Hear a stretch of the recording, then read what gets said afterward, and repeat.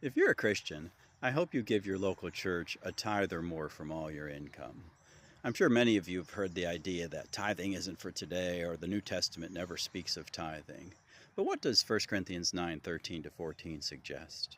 It says, "Do you not know that those who are employed in the temple service get their food from the temple, and those who serve at the altar share in the sacrificial offerings?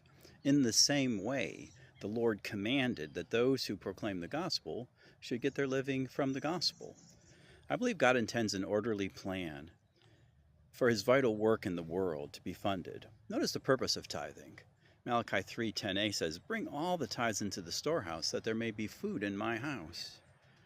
God didn't give the tribe of Levi lands when he allotted lands in the promised land. He had them do sacred work and gave them the 10% from the other 12 tribes who had land and farms and all that sort of chores and income.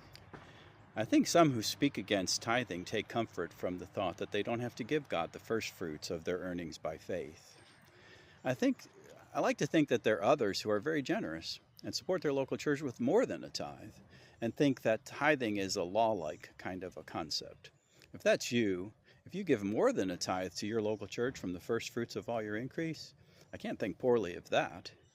I hope each of you who are believers in Jesus are plugged into a local church, or will seek to be plugged into a local church, and will give them the first 10% off the top or more from all your income, so that the elder or elders of that local church don't have to leave the Word of God to serve tables.